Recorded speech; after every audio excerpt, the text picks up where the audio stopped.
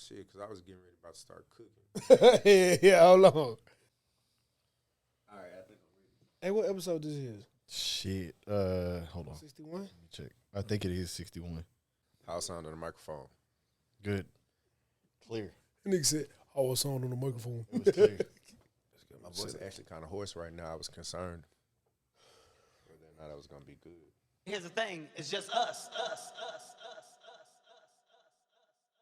Just Us Pod, episode 61. We got one of the more controversial ass people on the internet with us tonight. That's mighty kind of you. Brandon Johnson. What's going on, brother? What's happening, man? How you doing? All right. How you doing tonight? I'm doing pretty good, actually, man. Good. That's what's up. How was your day? How was your week? What's going on with you? How you living? How's everything with you, brother? Firstly, I just appreciate y'all for having me on the show, man. For sure. I've been following y'all. You know, I've been shooting the comments here and there for you to get me on. I shot a slug out there. I didn't know you was gonna take this one seriously, but nonetheless, y'all got me here. So that's what's up. I mean, and that goes to exactly what we tell people all the time, bro. Like, we have the door is open for anybody that wants to come up here, man. If y'all have something to talk about, just hit us. Open forum. Yeah. That's what we made it for. This backyard talk. This just shit. We don't come in here like I told you. We don't come in here with no script. We don't come in here with nothing but shit to get off our mind. That's all we come in here for, bro. It's like we sitting on the green box in the hood. As y'all well know, again, I just introduced our guest. That's Brandon. I'm Fabian. That's Dennis. Yep. If you want to, tell the people a little bit about yourself. Start with your background, upbringing, however you want to do it. Let us know a little bit about you, brother. all right. As Faye just mentioned, my name is Brandon Johnson.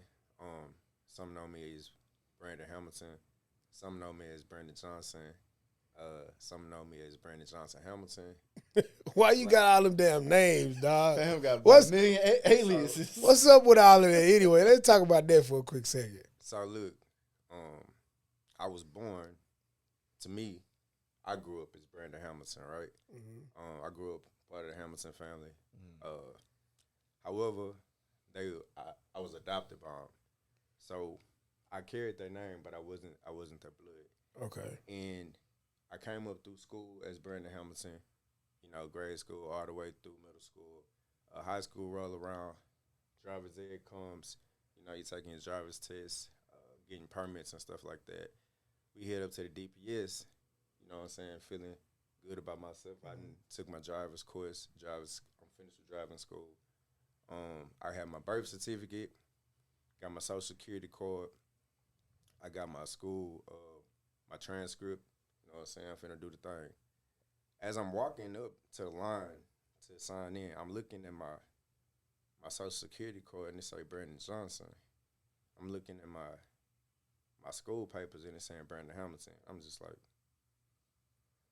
all right, hopefully they'll take it. I mean, I knew I was Brandon Johnson, but I thought initially I had just went by Brandon Johnson because that was my mom's last name, but I didn't necessarily, I wasn't a Johnson. Right. I was really a Hamilton. It was a whole story that came out later with that. But anyway, we get up to the DPS, the clerk, she look at all the paperwork and say, who's Brandon Johnson? I said, it's me.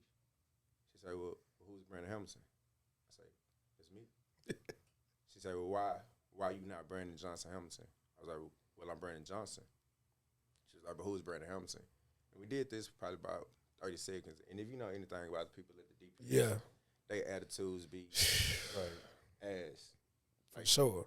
She threatened to kick me out because she thought I was playing with her. You know, my mama had to, like, come in and let her know, like, nah, it's actually the same person. And then the story comes out, like, as my mom standing there, and she was like, yeah, I just put Brandon Hamilton on his school paper when he started school. So I started school at 4. She put me in kindergarten. It was a little local daycare, but they had a kindergarten program, and I was a little advanced for my age, so they threw me in there. Anyway, my name was Brandon Johnson, technically, but my mom had married a Hamilton. She had got with my dad, like I said, who had adopted me, and I was just a Hamilton. So she kind of like did the ghetto adoption. So it wasn't. So she really just took you in. She didn't really do it through the state. She didn't really do it with the paperwork. Nah, They never turned it all the way over. she just did it through the heart. I got you. I got you. So let's talk about this adoption thing. Yo, How did that come about? What do you mean you were adopted? so I guess adopted in the technical sense of I was brought in. So you were raised by your biological mom, or you weren't? Yeah, I was raised by my biological mother, most definitely. Okay, and she remarried Yeah, she married. a Hamilton. Correct. The man that she married was a Hamilton. Okay, so you adopted that name. Right. Okay. Cool. However, it's more to the story because growing up, I understood him to be my biological father, and She was with you at an early age. he was the only father I knew up until about You had no recollection of another man other than him. nah. Okay. Your furthest memories, he's there, basically. Okay. For sure. Okay. Like I call him daddy. Like that's my daddy. Yeah. Damn. Okay. So like I said, he brought me in, but as a kid, shout out to my parents for raising me the way they did, to be inquisitive and to go out and seek and get knowledge and understand why. But with that, it kind of like I think backfired on them a little bit because growing up, You were a bit too inquisitive. right? If I know you like I know you, you started searching. Yeah, so I was curious. I had clues.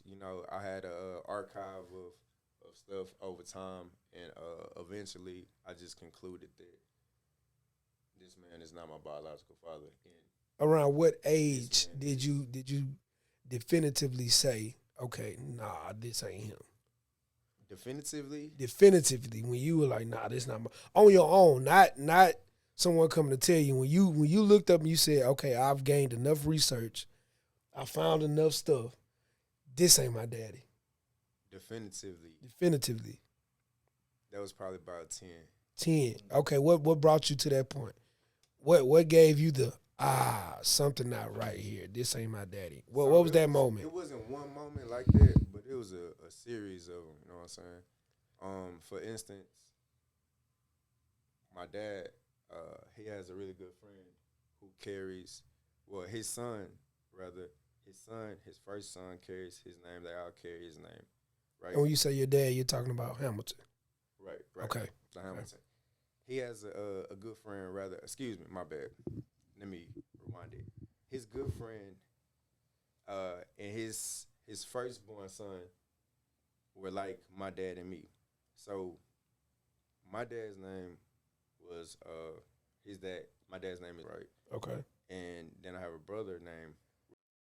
So, when you come up, you understand that the man gives his namesake to his firstborn. Mm-hmm. And I knew that knowledge. And then I came into this conflict. So I reconciled it with the fact that my dad has a really good friend, and his firstborn didn't carry his name, but his secondborn did. You know what I'm saying? That's how I looked at it. Yeah. So I dismissed that. But I was a kid when I was probably like maybe 7. Okay. 6 or 7 when I came to that. So I wasn't in like real suspicious mode. It was just something that came to me. Your antennas raised in that moment. A little bit. Okay. Yeah, but then you also had an example to rationalize like how people may skip the first one and go to the second one. Yeah. Correct. Okay. So I did away with that. That no longer really messed with me. But there were other instances like I'll be out in the country. So my biological father, just kind of to skip ahead a little bit and bring it back, my biological father is from a small town where my mother's from as well. Like both sides of my biological family grew up in close proximity to each other. You know what I'm saying? In different parts of the town that they're from. So the families knew each other very well. My cousins from my father's side, they would see me while I was out at my Medilla's, which is my mother's mom. I'll be at their house and they'll come over there, call me cuz, play with me. And I would never think anything of it because when you're in the country, everybody your cousin. Everybody For sure. your cousin. My family's from Everybody Jasper, so I know exactly what you mean. Everybody cousin. Everybody cousin. So I never looked at it anything, with a wondering eye, like maybe figuring out why they call me cousin. But there were instances where they began to ask, like, "Hey, when the last time you seen your daddy?" And I would say things that conflicted. What they were actually asking you. Yeah, Yeah, they were asking you about biological. Yeah. right. You were thinking, you like, wait, what Facts, y'all asking me? facts. Okay. Yeah, so they'll be like, "Yo, you seen your daddy?" And I'd be like, "Nah, he out of town." You know what I'm saying? Because my daddy, he crunch numbers, oil and gas. He's always on the move to the next bag. Mhm. You know, so I'd be like, "Nah, he over here." And, I remember one specific time they looked at me, and they looked at each other, and they laughed. Like they laughed a real hearty laugh, like a knee slapper. I was like, "What are you talking about?" Like, I seen that nigga yesterday at the calf. That's You know what I'm crazy. saying? And I kind of looked at them like, nah, my daddy don't even like being in the country. Like, what you talking about? Like, Yeah. he's out of town for sure. You know, that happened. A few other things happened, and then at the age of about, like I said, about 8, like it just started coming to me. Mm-hmm. Then 9 was like, Yeah. yeah, So yeah. I'm looking at my sister. So my mom and dad together. With me, they got 3 kids. You know what I'm saying? There's my younger sister under me. She was born in 90, you know, so she's like a year and a half or something like that. And I got a brother that was in 92. So we are real close. And I'm looking at them. you don't look like none of them. No, I don't look like my daddy. But they look just like my Mm. daddy. You know what I'm saying? But I suffice that with, but I look just like my mama. Yeah. You know what I'm saying? Like my mama carried some strong genes. Yep. I look just like her. You know what I'm saying? But eventually it was like, nah. One day, I was out in the country. My mom had kind of picked me up. And, you know, while I'm getting my last few moments out, you know, climbing the tree up, Mm-hmm. you know, rolling the hay bales around or whatever. I came back up to the house, come up to the porch, you know, come in the house, chill out for a second, and I heard my mama deal. Like they were going back and forth. They weren't yelling or anything, but I immediately identified the tone to be like, you know what I'm saying? It's a struggle. It's Yeah, a like war. Like, argumentative, Yeah, I need to basically. wait before yeah, I come in. yeah. Type situation. So I waited and listened, and I heard Mama Dill say that, hey, still like he needs to know who his daddy is. And, Damn. yeah, and then my mom replied with, "That's not for you to tell him. That's not for you to determine." And at that point, I was just like, "Oh shit!" Like some shit going down, and I backed away. You know what Yeah. I'm saying? I went to the back house and got some water out the hose or something, you know what I'm saying? But that, when I was back there drinking that water, like I just sat with it and I was like, bro, like really not my father. That's crazy. Like he's like really not my father. How did that make you feel? What did you feel in that moment? Um, I just felt like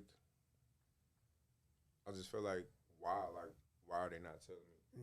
Like why are they keeping this from me? Like I was I was a kid, but at the same time, like I had a pretty good understanding.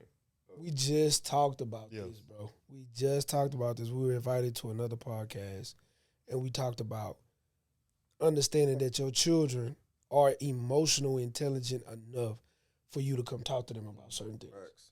Correct. Like, Well, my point was like Undeniably. the kids these days are very emotionally intelligent. Mhm. They understand their emotions.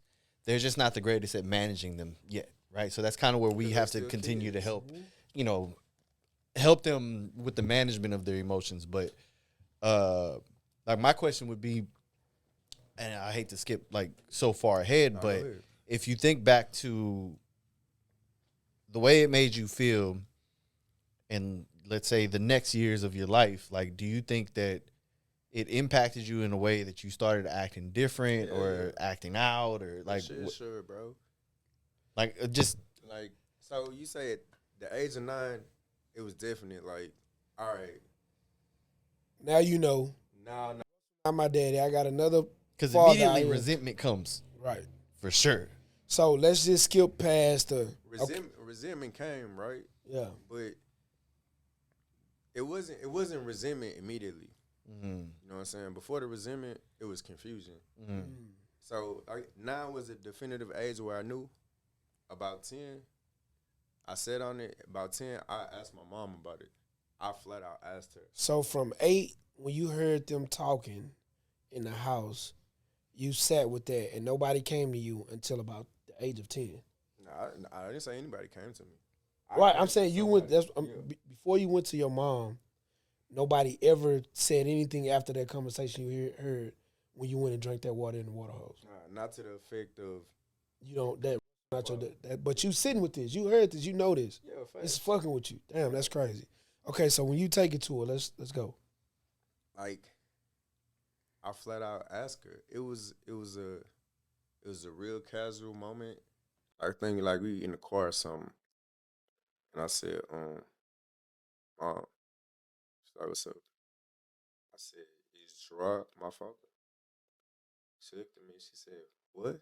Who told you that? I said, Gerard my father. She said, nah. Why you ask me that? I didn't say nothing else about it. Mm-hmm. That was it. Well, I didn't say anything else about it at that point. Yeah. What, that was like 10? I didn't say nothing else. So her initial response to you was a lie. Yeah, she straight denied it. Straight denied it. And like, it's still that. I'm still looking at her like, this is mama, yeah. This mother dear. So her word was still kind of, yeah. It was solid. Right. You know what I'm saying? It's no reason for me to question it up until this point. Mm-hmm. You know? So she was like, nah. And I was just like, all right. And I ate it. Or I thought I did. You know what I'm saying? That was 10.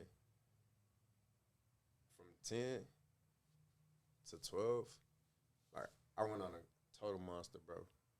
Even leading up to those years, I was already kind of like not being able to hold it in. Yeah. So I was, getting into fights regularly, like suspended ISS. The ISS teachers, like, they knew me by first name. You know what I'm saying? They had my mom on speed dial. Damn. Like it was, I couldn't really appropriately, deal with it. Place that energy. So from 10 to 12, you say you completely turned into a monster. When you say monster, what did you begin to do? Like what was going through your mind? What was happening? Why were you I guess bursting out? Like why were you acting the way you were acting during those? Was it solely because of that, do you think, or was it something else going on? Nah, I mean it was the other factors, just like my experience in my life in general and like stuff that I was dealing with. But mainly it was because of that. Like my whole understanding of what life was had pretty much been shattered. You know what I'm saying? Like the people you love the most, the people who you trust the most, the people who's supposed to take care of you the most. You know what I'm saying? Yeah, and it's crazy because if you think, bro, like this is leading into your adolescent ages, right? So it's like, fuck, I don't even know who I am then. Right. You know what I'm saying? Like it's almost like shit. You're confused going into adolescent ages, and then when you get to those ages, we all know, bro. Like we don't know who the hell we are in our teenage years. For it. So and to find out that you really don't know who you are, to double up is crazy. That's crazy. Yeah. So it was hella identity issues that came about. You know what I'm saying? And not being able to deal with that appropriately, not being able to cope, not having the proper tools and resources to do that how it could be healthily done. Like I said, it was fights. I started rebelling against my mom real hard. I started running away. You know what I'm saying? I started skipping school. This age of 12. Now this is like, so when you 8th grade, you 12. Well, I was 12 in the 8th grade. So, because I remember being freshman, my freshman year, I was 13. Okay. So, yeah, so 10, I should have been like 6th grade or something, right? Yeah, so about the 7th grade was when, you know what I'm saying, I just really, like, if it wasn't football season, like outside of football season, like I was in trouble. Like I was suspended. I was running away. I was skipping school. My grades was never bad. When was the moment when your mother finally said something? Like, did you have to? What moment? When she told you that? What moment? Oh, okay. Never happened. Still no moment. No moment. Still no I moment. did cut you off. Go ahead, continue. No. This is good. Still no moment till this day Of what? Let me clarify. Go ahead. I don't want to. of Like her confirming. saying that isn't your father. Oh yeah. So a confirmation. So what? Like, what defines a confirmation? Did you ever revisit the question that you asked her? Oh yeah, for sure. So in that moment, what did she do then? When did you revisit it? So 8th grade, toward the end of the year, I don't know what I did, man. I don't know what I did, but it was something wild. And at the time, the school that I was going to, shout out to Stafford Municipal School District. I loved it there, you know what I'm saying? But administration was not too fond of me. And I don't know what I did, but I got sent to the alternative school for the remainder of the year. And it was like 3 weeks or something like that. And my daddy, bro, told my ass up. Told that ass off the bone. Off the bone. Like, off the bone. Off the grizzle. Off the grizzle. Like, off the grizzle. And before he did it, he was like, look, it's your last whooping. You know, you're getting too old for this. Like, if I'm still whooping you, that ain't doing nothing. I ain't doing nothing but leaving marks on you. You know what I'm saying? Basically, like, you understand what you're doing. And this whooping ain't nothing. But this is the last one. You gonna remember it. Ooh. When a motherfucker tell you this your last ass whooping, That's damn near like stretching No, before you but- whoop ass, dog. I'm gonna tell you now. Time, you know, as he giving me the speech. This the last time I'm doing this. Every finger too. God, this motherfucker. I'm telling you now. God damn. Yeah. So he tore that ass up, like Mr. Brown said. And man, I think he busted my lip. Like, he got me good. Like he said, that was the worst one I had from him. You know what I'm saying? And I took it and I internalized it, and all that energy that he put into me. Instead, I was a little boy. I was scared of my daddy. I ain't finna like come back at him because he was in the gym. They had us. I was born. My mom was 19. He was 19. So they was pretty young. Yeah. You know, they was still in their prime. Yeah. He worked out regularly. Like, he used to always pop his pecs. So like, I wasn't stepping up to him. Yeah. So the next best thing was to go back home when I get home from the weekend with him. Take that shit to my mama. So I did something at school. It was a Wednesday. At the alternative school? Yeah. You still going crazy, but yeah, you okay. Yeah. It was SAC. I think I left for lunch or something and went to the Wendy's down the way. Like, if you ever been to SAC before in Stafford, you know there's a Wendy's down the way. Yeah, I know what you're talking about. So I walked to the Wendy's. I come back. You know what I'm saying? They waiting on me. The police and everything. So they trying to kick me out of SAC and just like expel me all the way from kick me out of Stafford. They probably tried to kick me out the city too. And it was just like, nah, we can't do it. You know what I'm saying? So I went home. My mama, she prepping to whoop me, giving me like one of them same speeches my daddy was giving me. And I was like, yeah, I got something for you. Like, she put out the belt, and I'll never forget this. Like, she read it back. I already seen what was coming. She whipped it. My hand was right there. I had it wrapped around about 3 or 4 times. And I put out her hand. I just stood there. And if y'all know my mama, if anybody know my mama, that wasn't the end of it. She charged me square, and like right before she got into reach to where she could touch me, I said, "Why you ain't tell me Jerome is my real father?" And it stopped her. Damn. She stopped. She took Boy. a step back. Yo, that's That one hit wild. me. She took a step back. She looked at me. Like, I seen her lip quiver. Like, I couldn't tell if it was like, I don't know.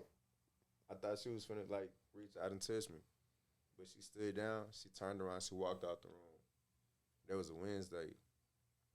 We were with my daddy again that following Friday. From that Wednesday evening, when she tried to whip my ass and I confronted her about it, she didn't say nothing to me until I got back home the following Sunday evening from being with my daddy.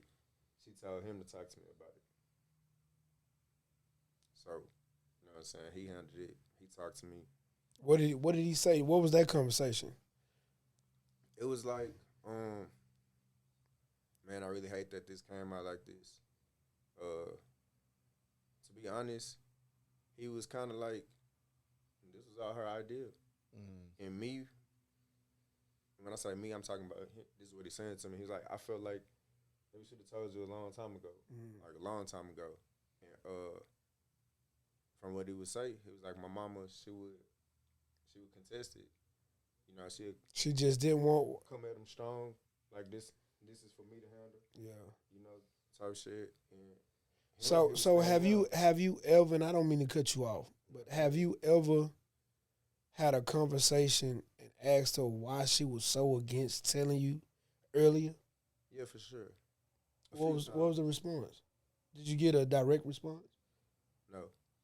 When you think back on it, like, because you have children now, right? And when you think back on Shout out to the Hamilton kids. how, you deal with your children, how they dealt with you, like, have you been able to at least try to maybe rationalize why they took the approach that they took, or Yeah, all the time. Yeah, and do you think that you had, like, not saying that it's right, right? That the approach that they took was right, but do you understand why they took the approach? I understand. Like, I understand their reason. Mm. You know, I still think they fumbled though. Yeah. Most definitely fumbled. No. And the reason I ask is because, again, being a parent, bro, it's like, it sucks sometimes. Like, we don't understand it. We don't know what we're doing sometimes. So, and that's kind of what I was getting to is, and again, I ain't trying to make excuses for nobody, right? No. Like you said, they definitely could have handled it better. I just think, like, man, it's sometimes that when we think about how we talk to our kids and some of the situations, these are kind of the situations that none of us really think about. It's like, if we ever got to that point, how the fuck do we handle that? What would you do? Yeah, it's crazy. And I can say, like, I'm gonna say it out front. I don't know. You never really know. It's crazy. So you at the point now that you definitively know Gerard is your father, so has had the conversation. Right.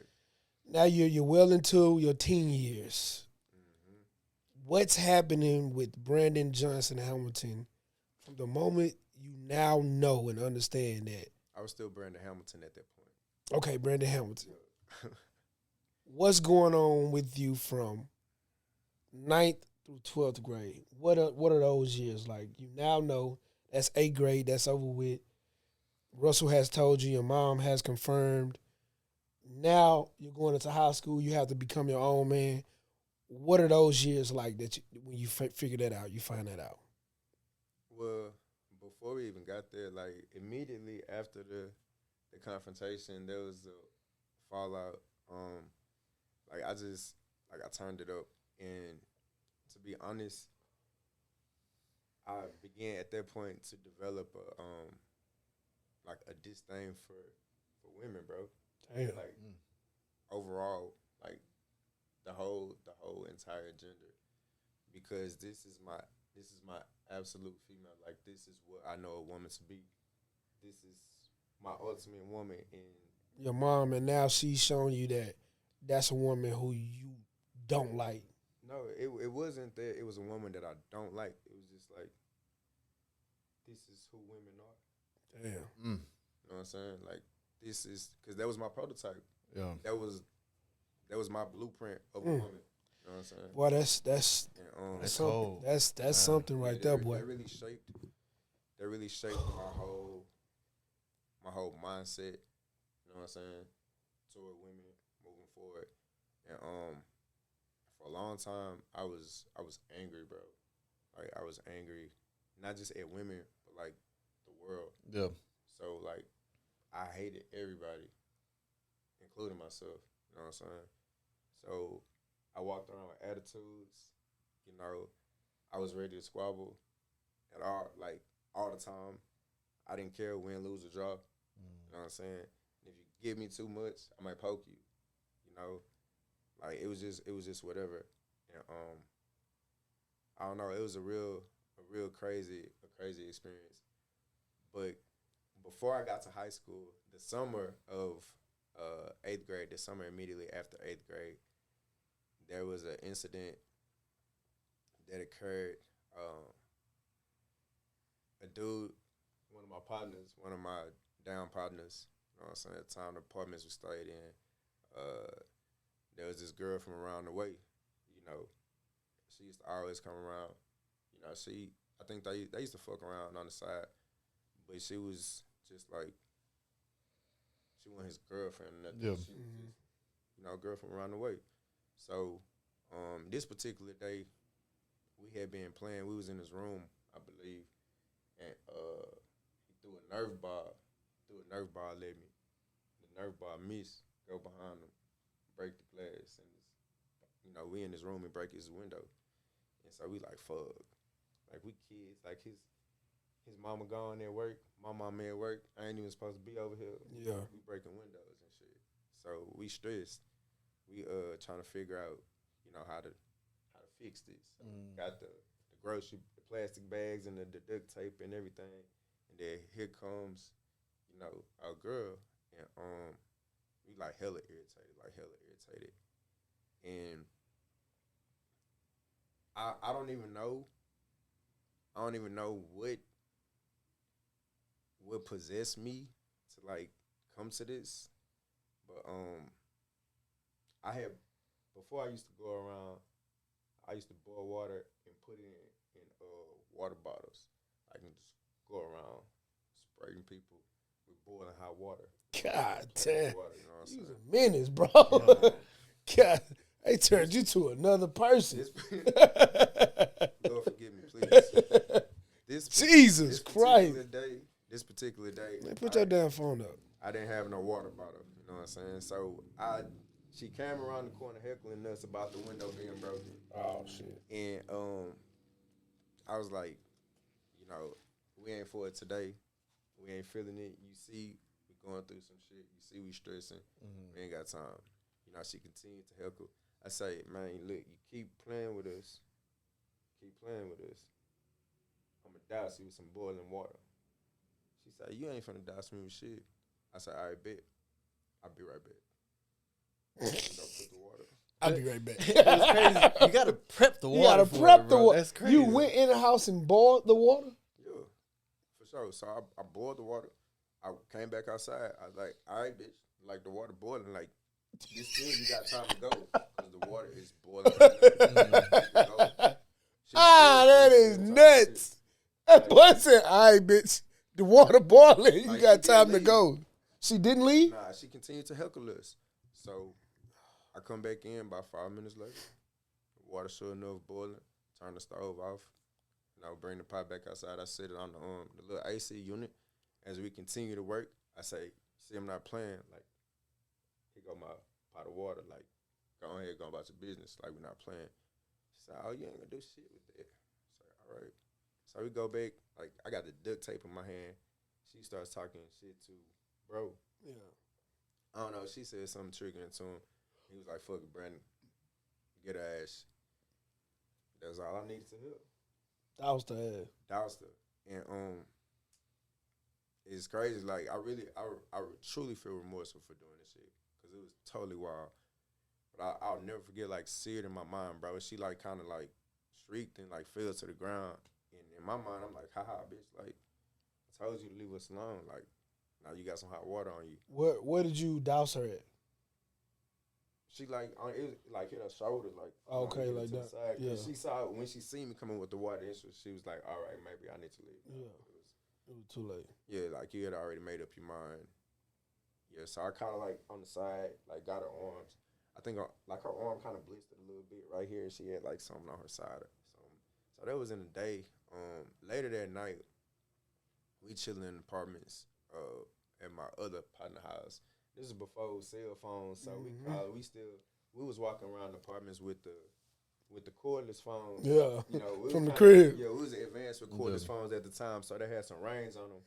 So you can damn near like go to the next building and your phone still be good to the base in your unit. You know what I'm saying? So we walking with the cordless phones. bro called me. He like, hey man, the police over here in my house. You know what I'm saying? They got old girl over here, and they got uh the lady from across the street. You know, she she the one who saw what happened. They got the police over here, and they looking for you. Mm. I said, they looking for who? He said, they looking for you. I say, who is you? He said, what you mean, Brandon? They looking for you. I say, the police in front of you right now. He's like, yeah, they right here with me. I hung up the phone.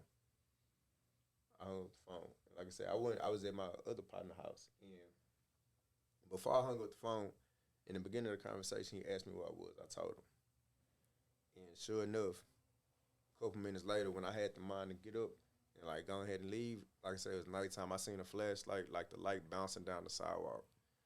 Like I already knew what time it was. So I was like, fuck. So bro came around the corner with the laws, identified me. You know what I'm saying? They walking back to my apartment. My mama standing outside. It looked like she about to slap the shit out of me.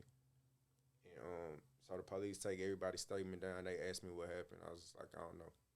You know, at that point, I was like, bro, you know, I'm not. Even though that was my first interaction with police, it was still kind of like seared in me to. It was still fuck the police at Yeah. at an early age before I had ever come in contact with them. So, you know, that was like, all right, if you don't want to take a statement, it's cool. They did the investigation. I think maybe I don't know. That could have been like a Thursday or Friday or something. And over the weekend, I remember my mama, baby daddy, he had a few like lawyer connects and stuff. And he was like, yeah, they probably gonna file charges. Like probably about to catch a case. And I was like, what you mean catch a case? And sure enough, that Monday they put a warrant out for me. And they walked me in and turned me in. They charged me with aggravated assault with intent to cause bodily injury. You know what I'm saying? And that that was like a life changing experience in its own, you know, because that was my introduction into The system. the system. Yeah. You know, first I was 12, bro. I was charged with a felony. You know what I'm saying? They was trying to like send me to TYC. Damn. Like they was trying to send me to youth prison. Mm-hmm. Yeah. You know, until I turned 18, and I just couldn't understand why. Even then, I was just like, for throwing some water on her. Yeah, I Yeah. know the water was hot. Yeah. Yeah, I know she had a little blister or something. Yeah. But like, y'all want to see me away? Like, I ain't no hardened criminal. I ain't in the streets or nothing like that. And yeah. So I end up going through the whole juvie thing, fighting the case.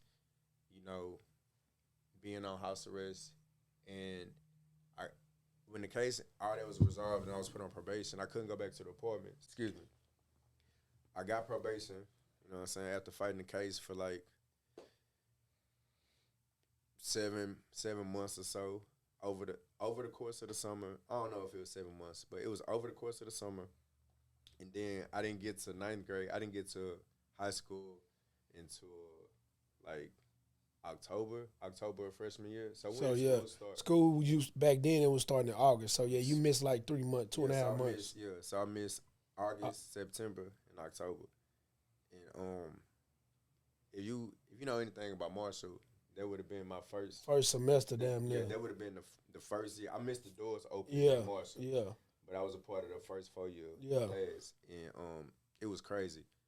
Like it was real wild. But I was going into Marshall already on house arrest. I had an ankle monitor on, damn. and you know a lot of the people that was a part of my probation. Like they evaluated me and they felt like I was a menace, as you say. So they had me on something called intense supervised probation, where I had to report to my PO every week. I was, take drug tests every week, and I had an ankle monitor on with a strict curfew. Like I couldn't do nothing but go to school and go home. And also I could work. Shout out to my auntie for giving me a job. Yeah, but I could also go to work on the weekends. Other than that, like it was nothing. So Now you in high school. now I'm in high school. Went through all of that. Yep. Found out your dad won your dad in the 8th grade. Caught your first felony case. Now you in high school. Yep. How does high school go for Brandon Hamilton? So, like I said, I got there a little late, and to be honest, it was a culture shock. Like I said, I came from Stafford, and Stafford is more of a it's more diverse. Yeah. As far as the 100%. demographic, you know what I'm saying. So you're gonna have a little bit of everything. You know, when you get to Marshall, it's black. It's blacked out. Yep. It's blacked out with a few Mexicans and maybe one or two white people. Yeah. Like I'm thinking about two white people right now that I remember from my high school career. You know what I'm saying? But the rest was black. So it was that whole black experience. Two white people is crazy. No, I think that's pretty accurate though. So even though I felt that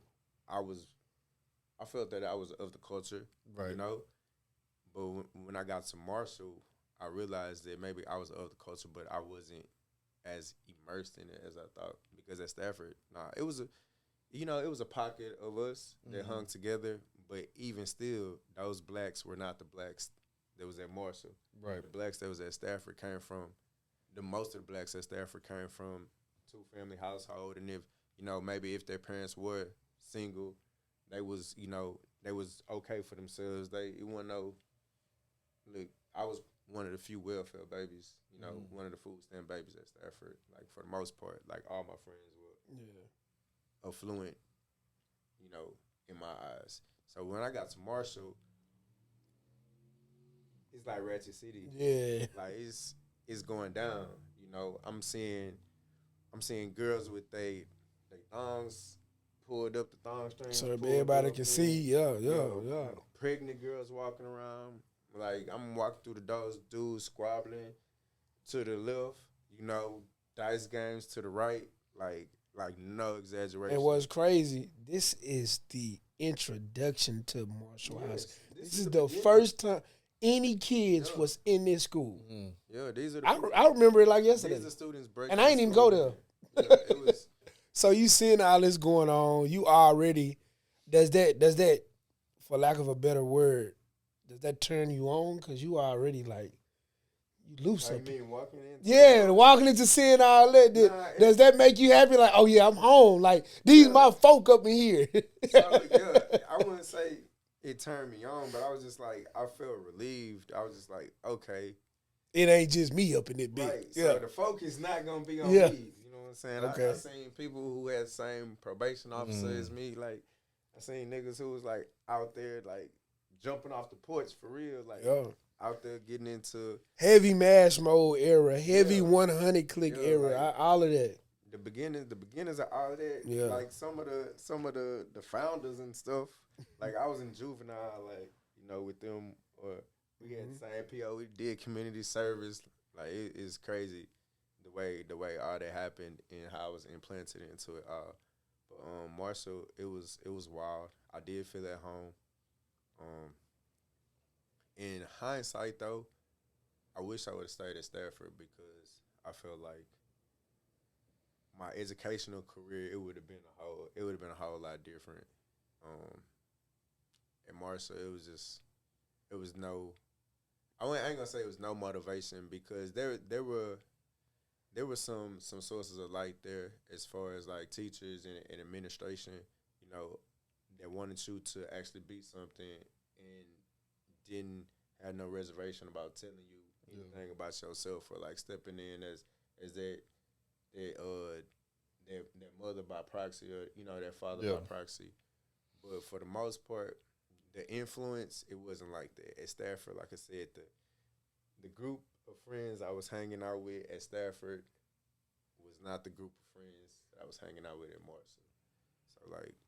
So during your tenure at Marshall, you go in already on eggshells because you're on house arrest, intensive probation.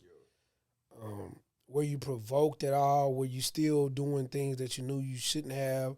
Like, was there any progression in the wrong direction, or did you try to fix shit that you had going on? Like, what was your mindset? So when I got to Marshall, I stayed with my auntie. I stayed with my auntie in Hunters Glen 3, right? And it was cool. Is that solely because you didn't want to deal with your mom, or what was that? It was because the main witness still stayed in the same apartment as my Ah, mother. okay, and you know what couldn't I'm be saying? over there. Okay, Right. okay, That's continue. mandated. For sure. I had to. Got you.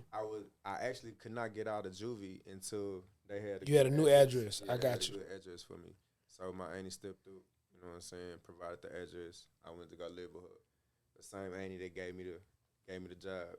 Got you. She been a general manager at the Shipley's.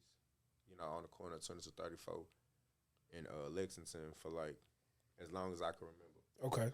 So she got me a job. Same time I was staying with her, and that was my address. You know, but even prior to that, me and her had always had a close relationship, just from birth. You know what I'm saying? Because her and my mother were really close. Okay. So by default, I was close with her as well. And okay. So naturally, I went to stay with her. It was kind of cool. You know, it was different. You know, being under her house for my mom, it was some things that I liked. It was some things that, you know, that were hard for me to adjust to. But overall, you know, it was cool.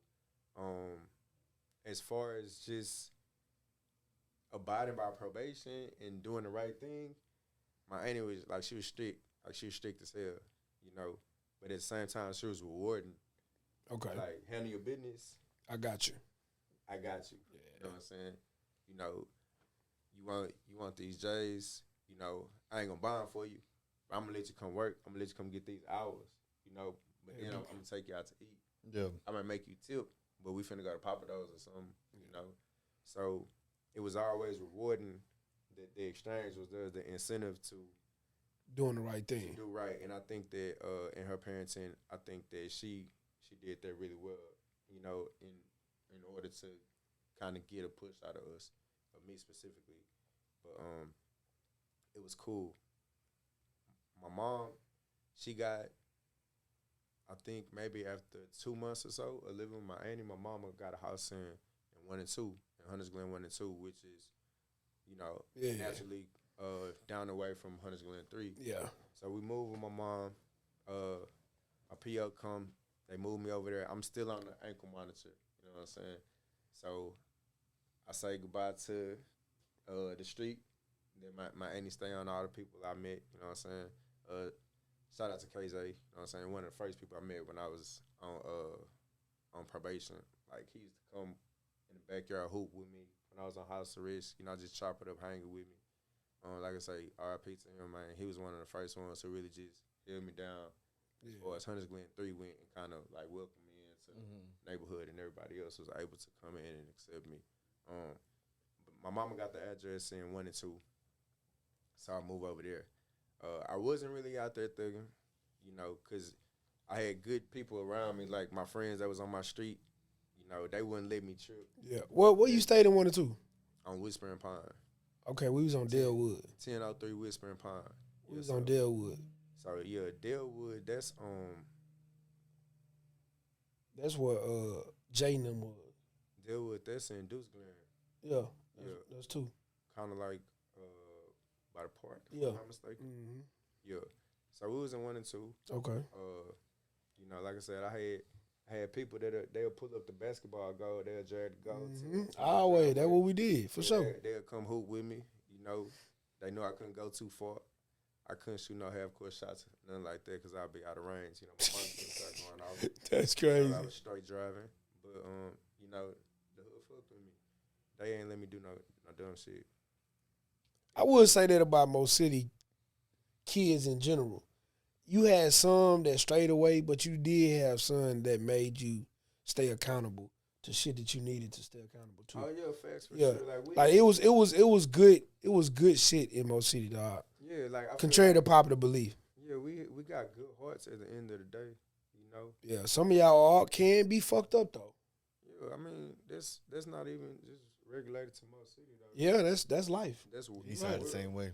So the east side definitely east side. So not gonna just have both y'all. So what was your first? And I don't want to keep on the negative, but if you got some positive to go to, we can go to that too.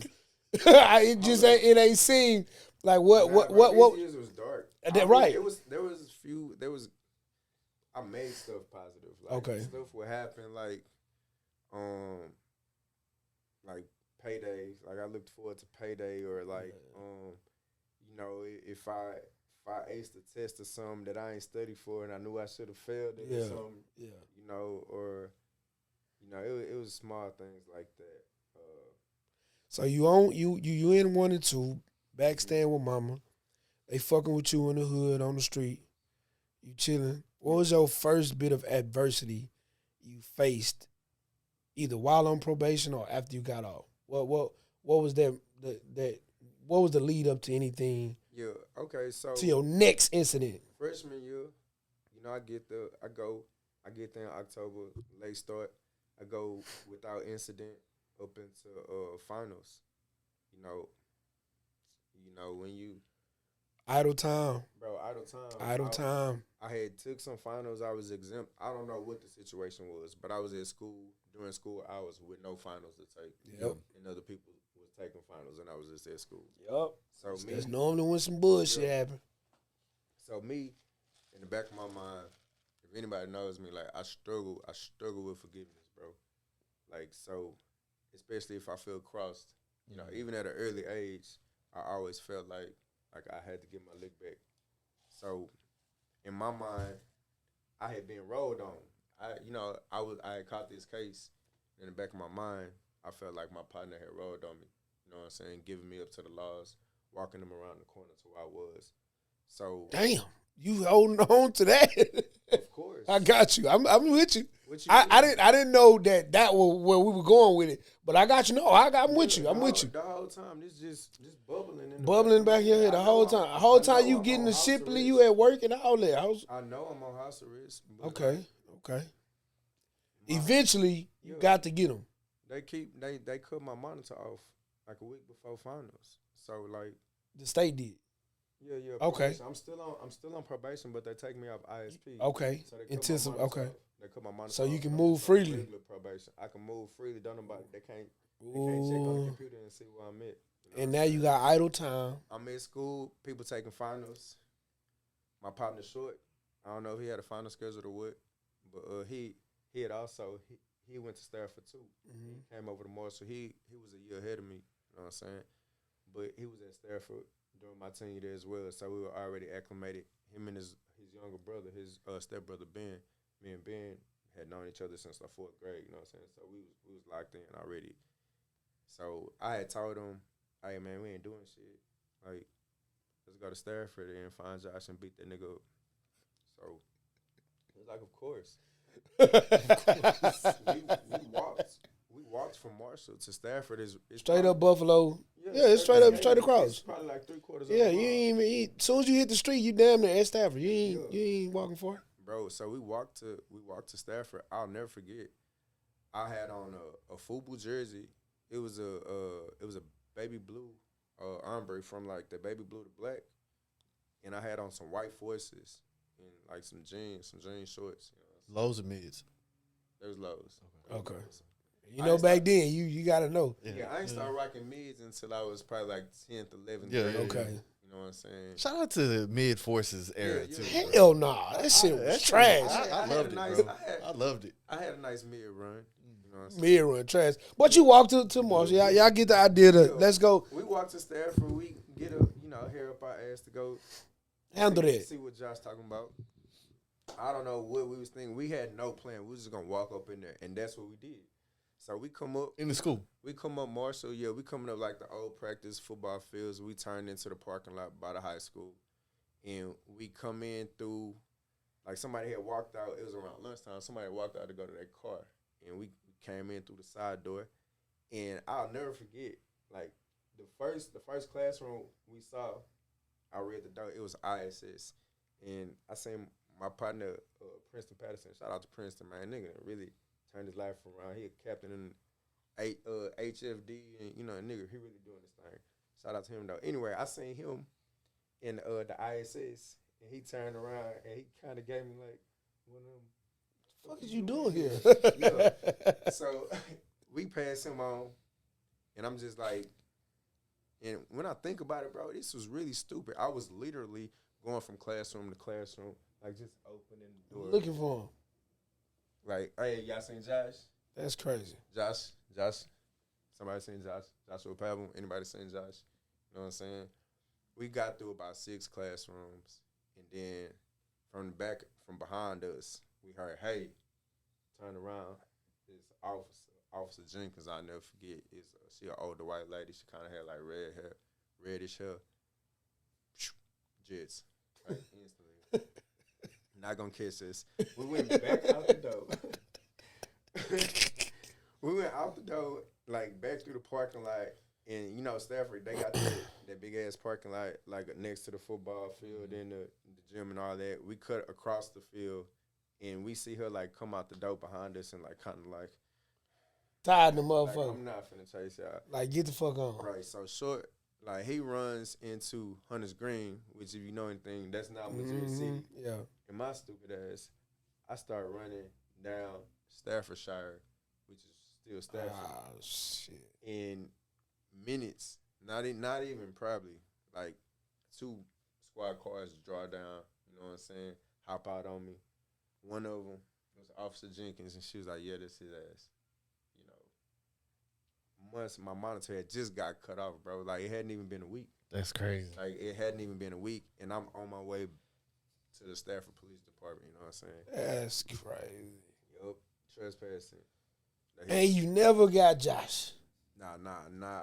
It was other attempts on him, but I never got to him, bro. His mama moved him. We tried him again, some months down the line. We tried him again, and his mama moved him to Louisiana. We kind of knocked on the door. He didn't come out. Damn. We threw rocks and chairs and stuff through his window. My partner Mike, bro, I ain't RP to Mike, but Mike, this nigga punched the glass. He decided to, because at the time, why was we doing that? Like, we would like punch our glass windows and like stupid shit like that. This particular time, Mike punches. I'm throwing bricks and shit through the window. Yeah. And he goes up and punches the window. Punches it, and he don't come out as flush as he go in, and it sliced his artery. You know what I'm saying? We hop back in the car, blood squirting everywhere, and that moment, Josh, I think his mama moved him to like Louisiana to live with his daddy or something in Rain, Louisiana. Like, I kept up with him over the years. God damn, that boy said the town. Yeah, they but you a motherfucker, dog. So, but like over the years, yeah, that's nuts. You fucking, years, bro. You're a minute. I just really struggle with forgiveness, and if I feel crossed by you, I have to pray to God. Like, I feel so compelled to just do something to you. I gotta get you back. Like, I ain't saying I'm a killer or nothing. I ain't finna go kill you. Yeah. But like, I gotta do something to you. You did something to me, I gotta do something to you. Relative. Yeah. It may be a little overkill, but like something, it just had to happen. And I know that's not right, but just I wanna kind of go back to something you said and kind of delve on it a little bit. Yeah. You said the way you found out and the way you started looking at women. I don't want to get it wrong. What did you say? You said it made me look at women. It made me look at them differently. Differently. Like, my whole, like the model of a woman, the prototype that I knew. You know what I'm saying? Like, all that, it was like a paper mache, bro. Like, everything that I thought I knew, it wasn't. So with that new mindset, with that new find, because of what you dealt with your own mom,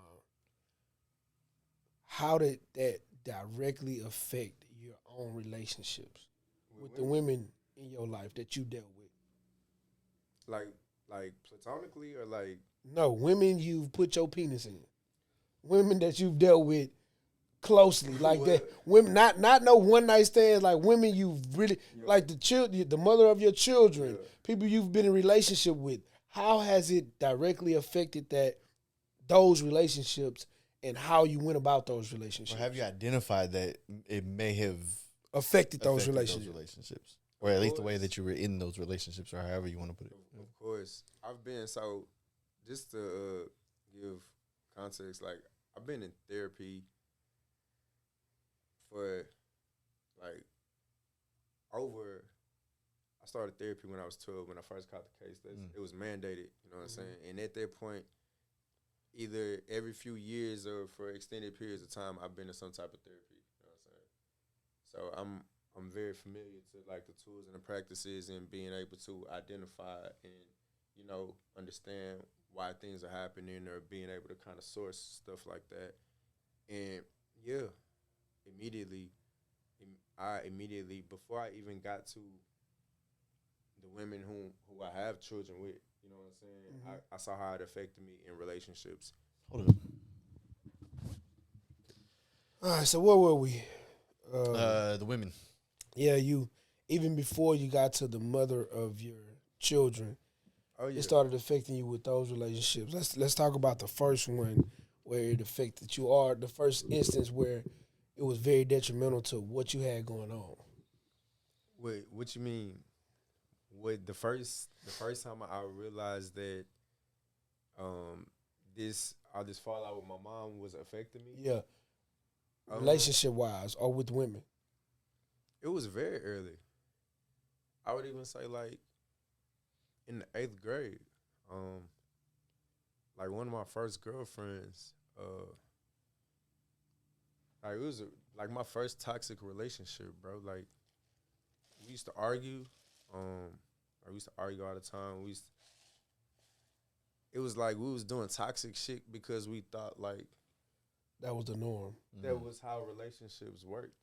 Crazy. So I feel like we used to like pick fights with each other, be dry ass jealous of our interactions with, the opposite gender outside of ourselves.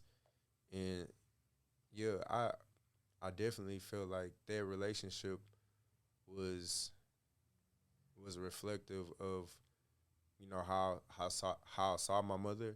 And not only that, my sentiment toward her, but how she engaged romantically, you know what I'm saying, in her relationships. Because at this point, her and my dad, they had gone their separate ways and divorced. You know what I'm saying? So my mom was raising us by herself, and I was experiencing her love life secondhand. But even though it was secondhand, it was like a front row seat. Yeah, it becomes the example. Right. Yeah. The model. So like even though she's still my model, even though I'm looking at her like she janky as hell, like she's still my model. Like that's still my main influence. You know what I'm saying? It's still my my main draw. So my life is starting to emulate hers in different areas, specifically this girl in 8th grade. Like I'll never forget. I don't want to say her name, but then shout out to her.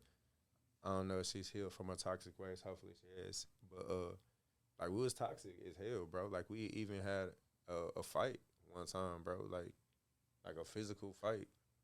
Like she hit me, slapped me, spit on me. Like I'll never forget a pool party, and like she charged me down like she wanted to fight, and like I just like remember like throwing at her and her falling back from the blow, and everybody going like oh, and me thinking like, all right now, which boy finna try to step up on her behalf, and it kind of like just fizzled out. And it was like nah, that's on y'all, and I'm like damn. Now when I think about it, I'm like damn, y'all was toxic too. Yeah. Like, they probably was doing some of the same shit. That's crazy. It's everybody's normacy, bro. Like it's the example that was set, and this is most minorities, right? Like most minority environments, bro. It's like we don't understand what a true healthy relationship is. And we see shit as we're younger, and we start to realize as we get older, like, man, that shit wasn't right. It wasn't healthy, but in the moment, like, you think that shit is real. Like, it's the norm. It's what you know. You have no reason to contest it or think otherwise.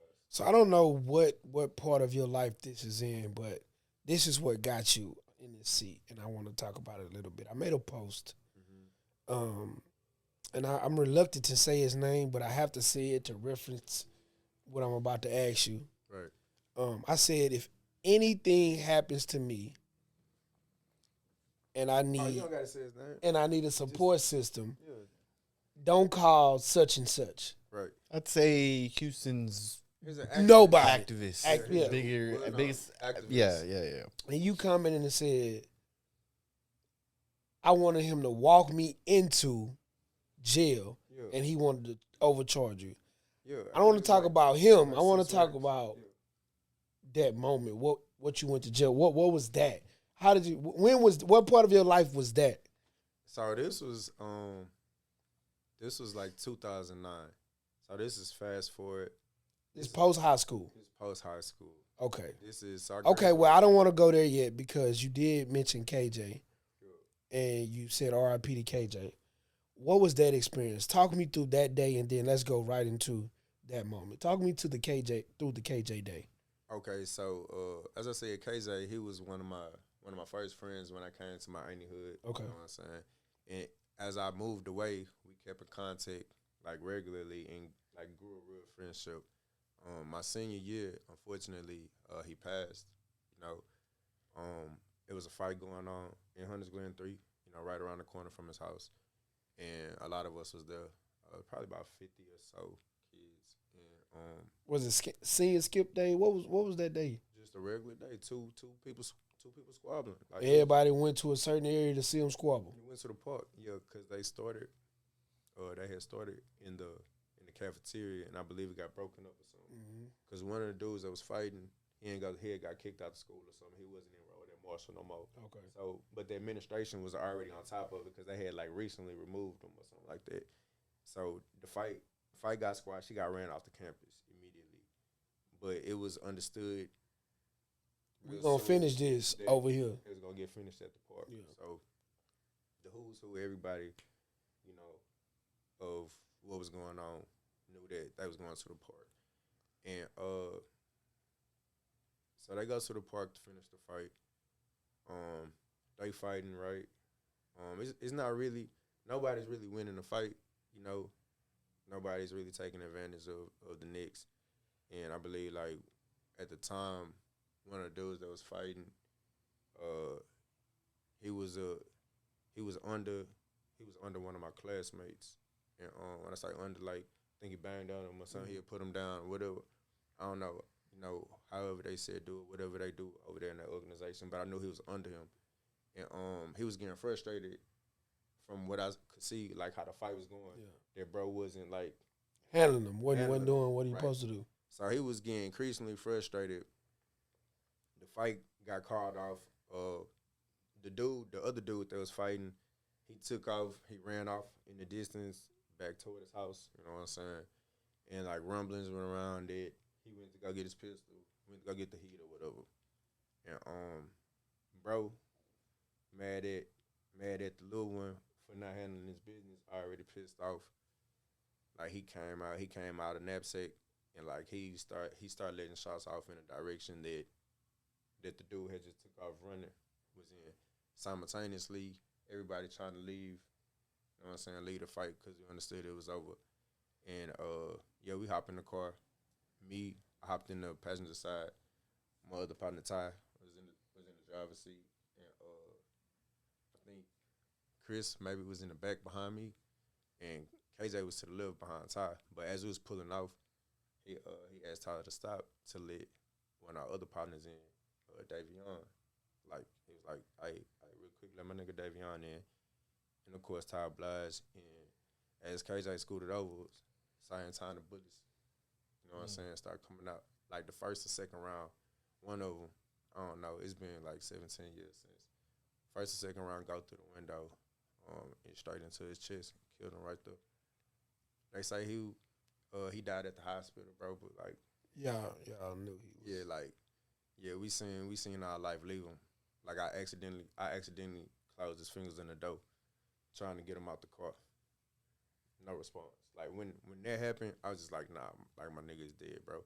And at that point, we kind of like we sat with him in the street. We sat with him in the street until the ambulance came, and then word came back after Life Flight left that he ain't make it. Like it really just like they put a gray cloud over like the entire class. Like when that happened, it was a Wednesday, April 26th. It was a Wednesday. The prior Friday was prom. Damn. You know what I'm saying? Same prom KJ, if you know KJ, he was a clown. I wouldn't say he was a class clown because in the class, like he was about his business. You know, he wasn't clowning inside the class, but socially, in a social setting, you know, he was the life of the party. And at prom, I'll never forget, bro, like crowd surfed on it's going down, you know, meet me in the trail. Like, that hoe got off. Bro hopped on the stage with the mic, like rocked the crowd, then hopped in and like that was like my last Good memory of him. good memory. We went to the Kappa that Saturday. That was live, of course. But like just like a real genuine having a good time. A KJ moment. A KJ moment, you know what I'm saying, was that time, that last time at prom. But yeah, Wednesday, he got shot Wednesday. And he died. Seeing someone die damn near right in front of you, bro. What is you mean damn near? Like it was that's what I'm saying. Like what does that do to I've never experienced that. Right. What does that do to a man mentally? What does that do to you mentally, bro? mentally was crazy. I think that like I had so much shit, so much trauma already going on at the time, bro, that I really didn't even address KJ dying until like I had graduated and I was like at PV. Well, I'm lying. The first moment they called bro name at graduation, like hearing his name called and not seeing him walk across the stage, like I think that was like a real moment. It's like, damn, bro, really not here. Like he not here no more. Like he not going to Kansas. Like he not gonna be no doctor. Like you know, he's really not here no more. And prior to that, we can just reconcile it with like, oh, he just missed class or you know he just ain't here. You know, but like to hear his name called and see him not rock across the stage, yeah, that was kind of like one of the defining moments. And I'll never forget, like I broke down right there, like in my cap and gown, and I was like wiping my tears like with my gown, bro. And I think that was one of the defining moments. And like it changed me, like it put a lot of numbness to me. Like stuff after that, crazy stuff will be happening. And you ain't feel. Like wasn't shit. Yeah, like subsequently, and it would be like situations with parties. We'd be at parties, people getting shot in the head right in front of us. Everybody running around hysterically, and I'm just like damn, again. Yeah. You know what I'm saying? So like it really numbed me, bro. Like it numbed me so, and it's like you don't realize how numb you are until situations occur, and you don't respond the way you think Normal typical people response, should you know what I'm respond saying? for sure. And it's moments like that where you realize like the effects of like traumatic events, bro. But yeah, All right. So that's senior year. And now this episode is happening with a young woman. What was that? How did this come about? What was that situation? so so after senior year, I graduate. I enrolled at the Prairie View A&M University. You know, I'm at PV. I'm slated to go to college. I'm a criminal justice, English, double major, you know, Spanish minor. I made it pretty much to my family. After everything you've been through, everything that you at a point where it's like, I've been through all of this, now I'm here. Yeah. Like it was one of those moments. It was a proud moment for me, you know what I'm saying, as well as my family, because it was one of those, like you said, one of those you made it moments. Like, yeah, despite it all right, let's get out there and make something. You know what I'm saying? Ideally, you know, that's what it would have been. But my freshman year, the first semester went good. Even though I didn't have a lot of support, like I had my auntie, who I stayed with back in Hunts Glen 3. Like I had her, and then I had a teacher that had kind of grew up with me throughout my high school career. She started off as my freshman English teacher, and like by the time I graduated, she was the dean of instruction. But we had formed a bond, and like she really looked out for me in real life, like helped me move in, like got me a TV, like would shoot me groceries, like really Looked out for you, me, yeah. like in real life, and pretty much it was her and my auntie, and that was cool, but not having the support of my mother, you know what I'm saying, not really having the support of my father, you know what I'm saying, or even my daddy. Like my daddy stepped up, raised me, gave me his name or whatever. He was in the house with me. He did all that, and I appreciate him. I never fought him for anything, He done more than, I don't know, maybe more than I would have ever done for a kid that wasn't mine. Yeah. Like he was paying child support, unmandated, giving portions for me, So, family adopted me. We Christmas gifts for all of us. Like I call his mama grandmama, I call his sister auntie, his brother uncle. Like that's my real family. Yeah. But when he moved out the house, him and my mom got divorced. He took a real backseat, not only to me, but like to his own, from our perspective, to his own children as well. And he became really career driven. You know what I'm saying? And like he really went out there and like he built his career, and like him being focused on that naturally left out The children, for sure. I used to feel that that's what it was, but as I grew up and I got a better understanding from my mom, more interactions with her, and understanding of like how life works, I was like, nah, like she pushed him away. Yeah. Even in conversations with him, she pretty much made it so unbearable that by default he dealt with us the least amount of time that he did because he would have to deal with her. Deal with her to deal with y'all, and he just didn't want to deal with her. And it's also crazy because like a lot of us feel that void with work. Yeah. Right? It's like to keep us busy and Yeah, I mean, in conversations with him, like later, like as an adult, like that's what he's expressed. You know what I'm saying? He just like he dug in and he distracted himself with work, But at the same time, he was experiencing these feelings of he was hearing rumors of what was going on at the house, but at the same time, in the black house, I don't know about the Mexican house, but like what happened in the house, stay in the house. Yeah, 100%. Like if it get out the house, like the source is in danger. Yeah. So he never really knew like all of the stuff that was going on as far as like what was going on in the house. Because y'all just couldn't say. We didn't say. Yeah. Nah, for out of loyalty, I don't know if it was like loyalty or fear, combination of both. You know what I'm saying? Of my mother, we protected her, and whatever's happening in the house, good, bad, or ugly to us, it didn't get out the house. Like me and my sister and brothers, like we'll discuss it among ourselves, like however we felt about it, but we'll never let it go, even to our dad. So. Yeah. But yeah, bro. That shit was tough. So you have this situation. Yeah. Oh, back to the situation. Appreciate it. Cause I kind of got lost. You good. That was good though. So this situation. No support at PV. I muscled through the first semester. Good grades. I think I had like a 3.1. Second semester, it kind of it dropped down to like a 1.8 or something. Damn. Like I had stopped going to class.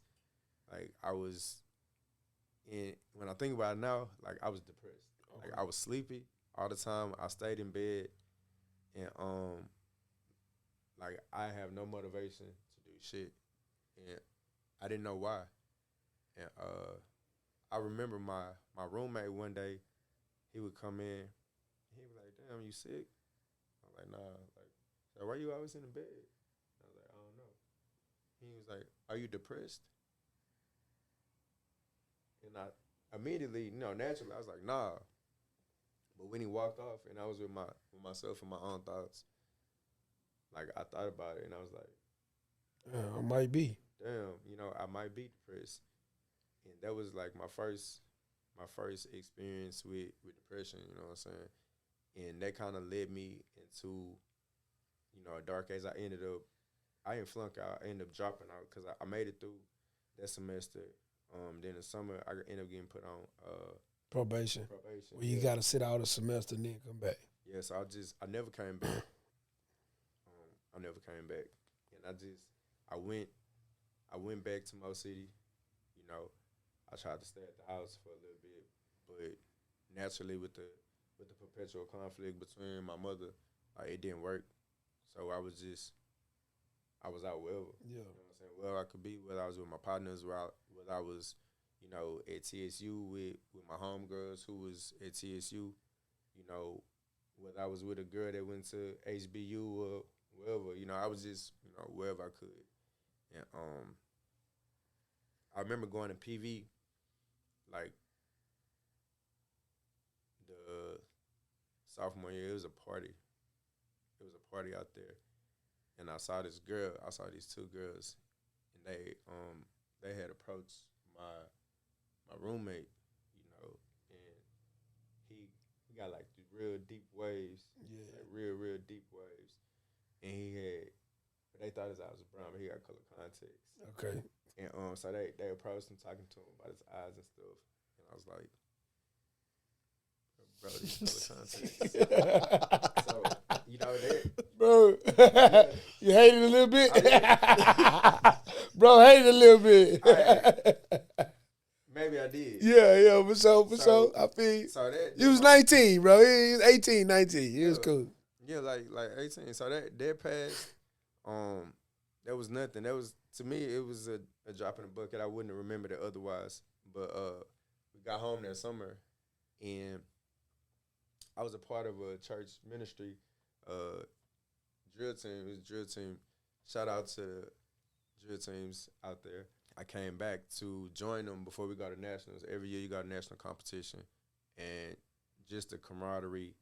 I go back to the drill team, and I see one of the girls who I saw at PV, and it's like, dang, like I didn't know she was on the drill team. I didn't even know she went to the church. I don't remember, because I was like a captain, so like I had rank, so I pretty much knew Everybody. Yeah. Yeah. You know what I'm saying? I knew everybody, and it was weird, But as time went on, it was summer. As we got to nationals, like we interacting, and like she's interacting with me, and the whole time, bro, I'm under the impression that she's 17, because this was our introduction.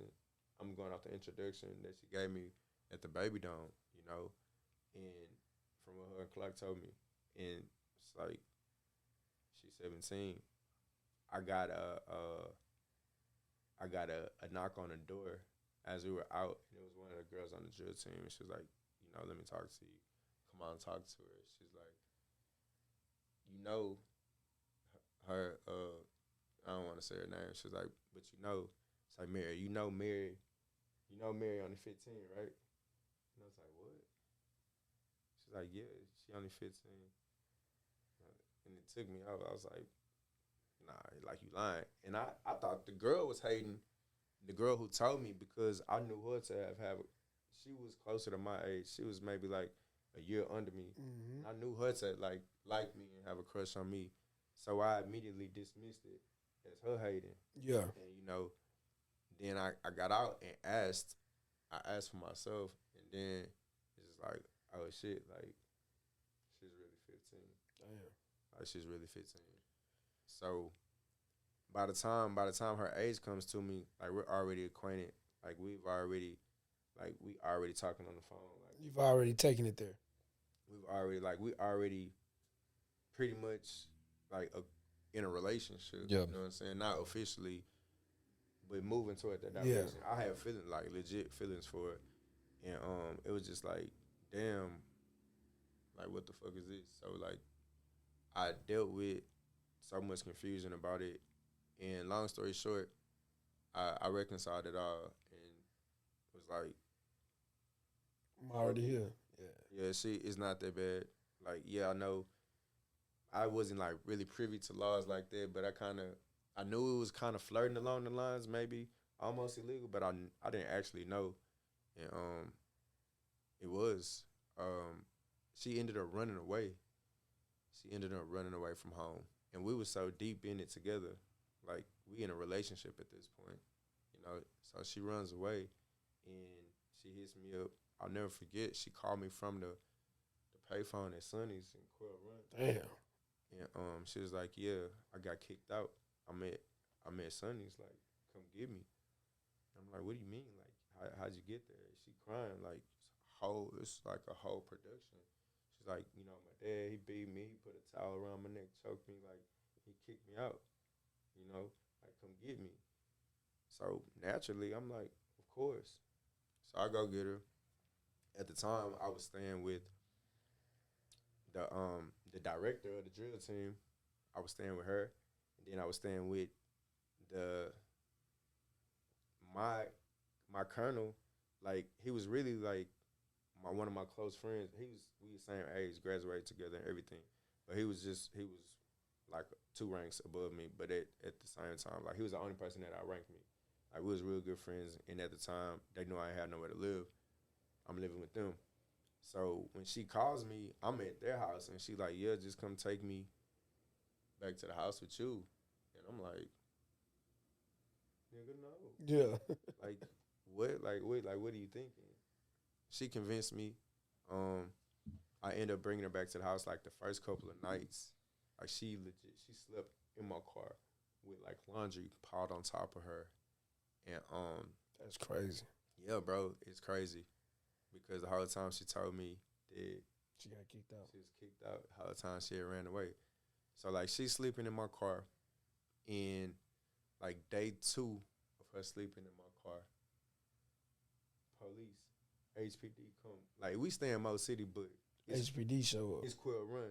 So the street signs is green. Like Yeah. we rep Mo City, but like if you call the police, It's HPD like, pulling Houston is up. coming because you Yeah. stay. Yeah, it's technically the city of Houston. So HPD pulls up. I hear a knock on the door, and they open the door, and it's like a burglar, like it's a cage in front of the door. On the outside of the cage, I see HPD. I instantly, like, I go back into my room. I stayed on the second story, and I open the window, and like hop out, like jump over the Damn. back fence, and I'm gone. Like no questions asked. I forgot girl was in the car and everything. Like it just Saw the police and burnt saw out. police and was gone. So they came looking for her, but they didn't have no warrants or nothing to just come around and search. And apparently they had been like flashing the light in the car, like searching my car and everything. And they just left. They couldn't find her. They didn't have nothing. And shortly after that happened, her parents came like back to the house. Mm-hmm. This is what's being told me because I had already took off. Like I didn't come back to the house until like a day and a half later. Her parents had came up like demanding to know everything, and they blamed they accused the director of knowing, and That's crazy. accused the director of like basically promoting like human trafficking, like type shit. And in actuality, like director, she ain't know nothing. Like a lot of people knew. Like a lot of the team knew. I would say like 90% of the officers and like all the kids. They knew. All the kids knew. The instructors knew. Everybody knew except for the adults. Mm-hmm. You know what I'm saying? It was young adults that knew. Like when I say young adults, like 23, 25. Like the instructor of the team, they knew. But like the actual directors never knew. And her parents, they pressed it real hard. They went to the church. Like they the ones who like got the whole investigation going. So long story short, after being on the run with her, she comes out, it comes out that she actually ran away. You know what I'm saying? Her grandmother called me.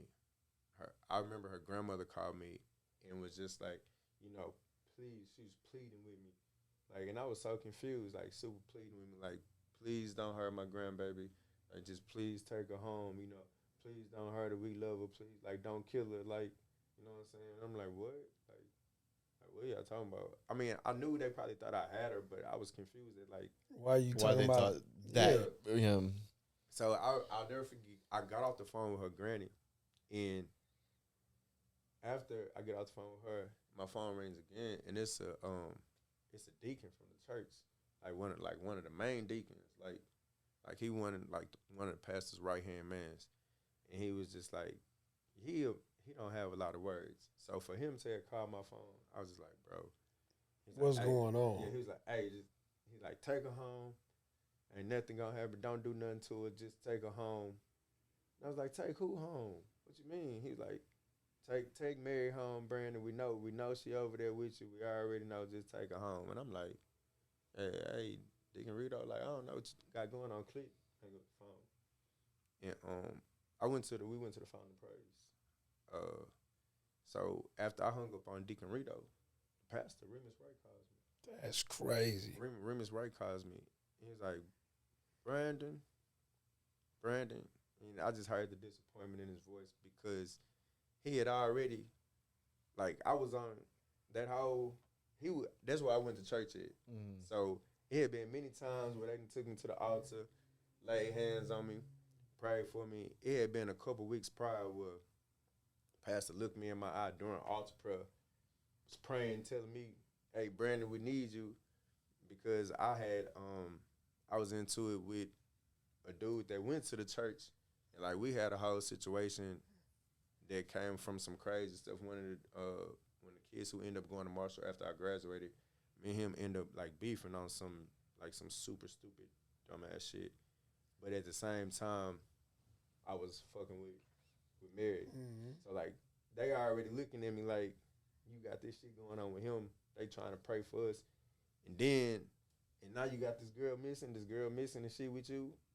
That's crazy. Yeah, they was trying to, get an exorcism for me and everything. But Remus called me and he was like, Brandon, like, what's going on? He's like, we've got to get to the bottom of this. Like, you throwing your life away. We need you here. Please take her home. And the whole time you super confused because you don't know what they talking about because you think she got put out. The whole time I'm on the phone talking to him, looking at her like, and she hearing him. Like when I had Remus when Pastor Wright was on the phone, like he was on speakerphone. So and she hearing him, man. You just like, damn. So we finally get off the phone, and her sister calls me. You know what I'm saying?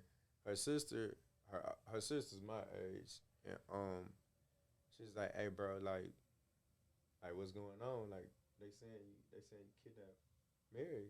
They saying you kidnapped her. Like I just want to make sure she all right, bro. And I'm like, sis, you know she good. Like we all been chilling at your house. Like I don't want nothing for your sister. Like in my mind, we was actually in a relationship. Like, I was actually my girl. So I couldn't understand where everybody was coming in with this angle. You know what I'm saying? Come to find out, I can't even remember how I found out that she ran away and I got kicked out. When I did find out, like that's when all hell broke loose. Like I think I put out at the Walmart on Bissonnette, like in Beachnet over there by the Bissonnette by the strip, like the window over there on the other side. I know exactly which one you talking about. Like I dropped off over there and peeled out, and she felt a lot of like she felt really fucked up about that, and I think that was instrumental in when everything took place. Yeah, she started saying that what they were talking about was really happening. She's basically confirming the allegations that they're making. They threw a whole parachute of charges at me. So they hit me with the aggravated kidnapping. They hit me with aggravated sexual assault of a child. They hit me with they tried to hit me with like a human trafficking charge, and then they hit me with enticing a child. Damn. Yeah. So basically, the charge that ended up sticking was enticing a child. So basically, they said I was criminally responsible for her running away, and I had pretty much lured her from the custody of her parents. So. And none of that was actually true. What you mean? None of that was true. No, not the luring part. I definitely didn't lure her from shit. Yeah, that's crazy. It was So did you end up doing any jail time because of that? Oh yeah. I was so like I said, the charge that ended up sticking out of all that shit was enticing a child, and like I said, so basically, I was held responsible for running away. I pled out. They put me on 10 years probation. Um, I didn't have to like register as a sex offender or anything. However, I had to take like therapy classes. I had to take like sex therapy classes. I had to take anger management classes. I had to take like battery intervention classes because she was in there telling people that like we was in a domestic situation and I would torture her, like I wouldn't feed her. Like she was like That's crazy. Yeah, it was crazy. Like it was real crazy. And like just reading the statements and some of the stuff that she was saying, bro, it was like, wow. Like some of this stuff is true, but some of this stuff you totally lied, like totally embellished, and I'm just like why? So Wow. I end up getting probation for that, 10 years probation.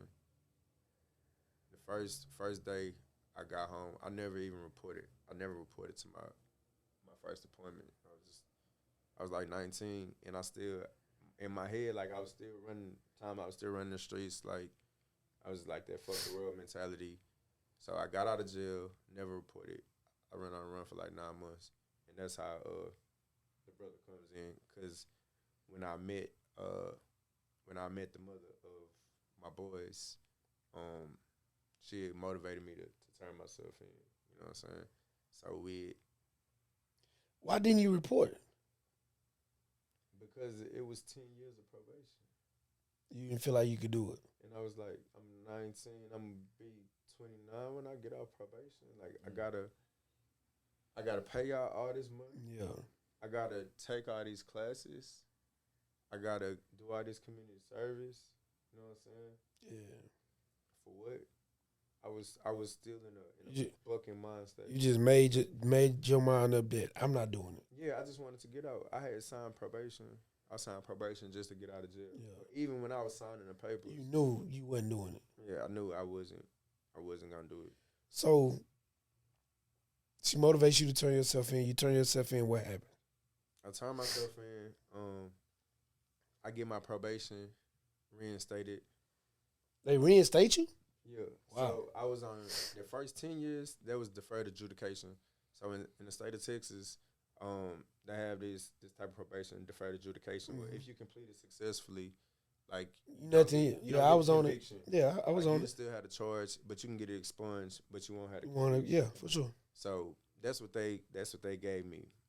But the 10 years of anything is so daunting to Yeah. me, because like I'm somebody who can't keep a wallet for 3 months. Yeah. Or I'm somebody who's had like 6 or 7 phone numbers over the course of my life.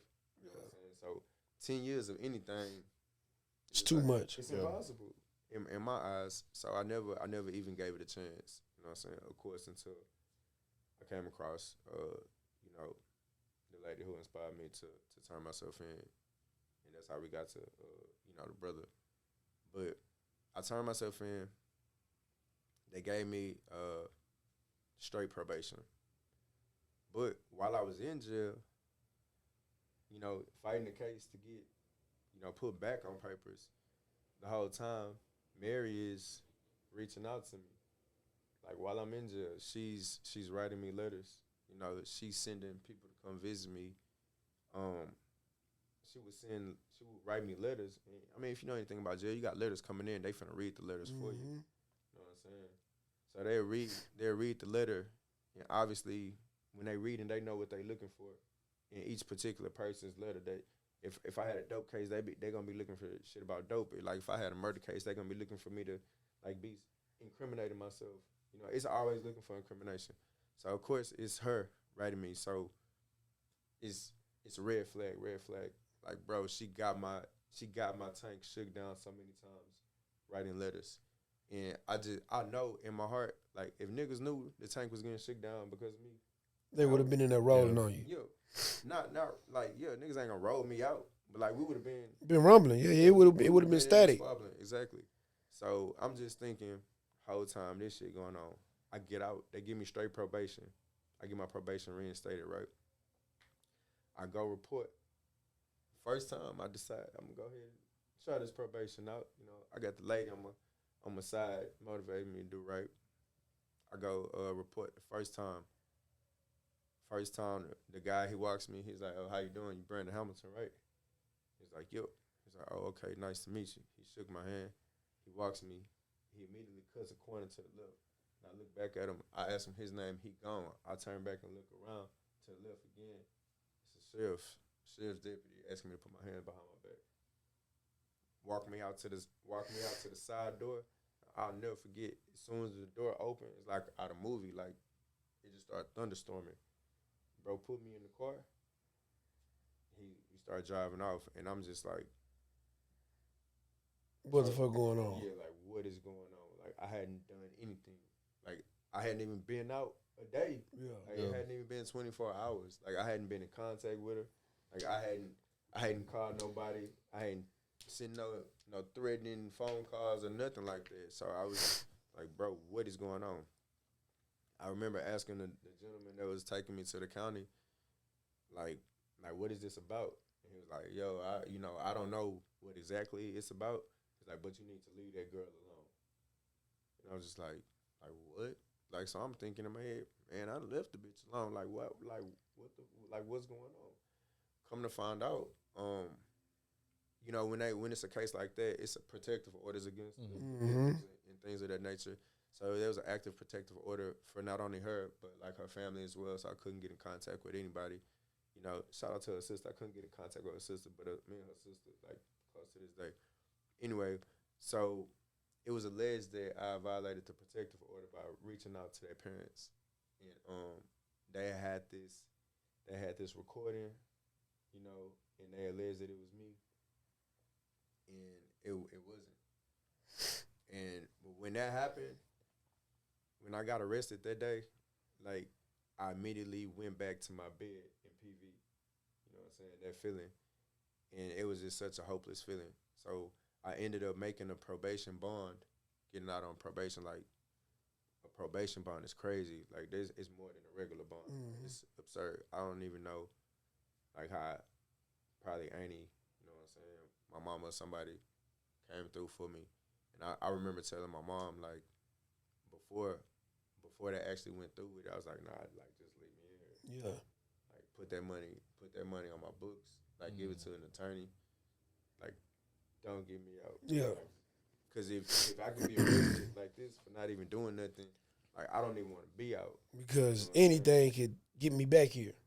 Exactly. And I already knew, like, the mind state that I was, kind of drifting to. So, outside of my advice, mama, she wanted a baby out. They still got me out anyway. So, as I got out, now I'm on probation bond. I'm still fighting the case. Whole time I started accumulating violations. I'm not reporting. I'm not going to community service. I'm pissing dirty. I got handlebars in my system. I got wheels in my system. You know what I'm saying? I'm not paying my probation fees. But I'm still going to my hearings. Like, I'm showing up to every court date. Yeah. Because I'm gonna do that. You don't want that failure to appear. That's automatic. That's automatic. Yeah. One. So despite me racking up all these violations, like, I'm still going to court. So I remember last time I went to court for it, the final day, of the hearings, the judge, he read all my violations off, including the alleged phone call. He was like, I listened to this phone call a lot of times, and I'm going to just go ahead and say that I don't think that's you at all. That's not you. It doesn't sound like you. Sounds like an older man. Sounds like he was drunk. He had the wrong number. And maybe they got a little scared or, paranoid and thought it was you. Man, bro actually condemned the police department for taking you because of that. For not having, like, no more Right. proof, no more PC besides that to charge me. You know what I'm saying? He condemned them and the DA, because the DA the one that got to sign it off. And he was like, after he got through doing that, he said, but all this other stuff over here, yeah, you did that. Yeah. So with that being said, I'm going to go ahead and sentence you to 8 years TDC. And bang the gavel, walk me up out of there. God damn. Yo. How much you did on the 8 years? Altogether, cumulatively, probably 3. Because it wasn't after they walked me out and did that, I went down and I did like 5 months. But even before I went down, my attorney was like, "Yeah, don't worry about it. I know 8's a big number, but we're not even gonna do 8." You know, he was like, "You eligible for shock probation." You know what I'm saying? Basically, it's like this stipulation where, like if it's your first offense and it wasn't a, I know what it is. like it wasn't 3G, like you could do shock probation where you can go to spend no more than 6 months in TDC, and then you can come back and finish off on probation. You know what I'm saying? So that's what I did. I went, like I said, I went for like 5. It wasn't quite the 6 months because we didn't want to push it too close. But yeah, they got me back on bench warrant.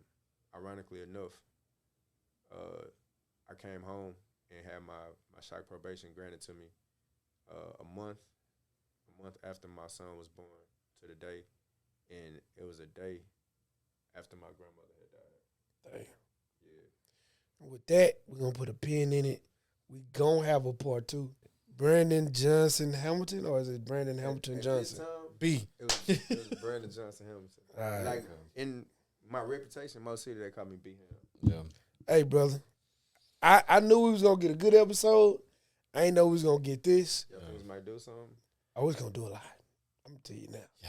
It's going to do some shit. Niggas gonna But do part 2 going to be even better because that's when we get into No, who for a lot sure. of people So, know. People don't know this part of you. Yeah, People know the next part of you right. My adult. after you have the son in the adult life. So this is going to introduce them to Brandon Hamilton. Y'all know. Yeah. Yeah. And then when they going to get introduced to the B Ham that they know, the stories that they know. Boom. We're going to end this right here. This is part 1 of Brandon's story, and we're going to upload part 2 coming soon. Just stay tuned. Watch it. We definitely going to bring him back. Just Us, episode 61, 61. featuring B Ham. We'll get with y'all next time. We out. Here's the thing, it's just us.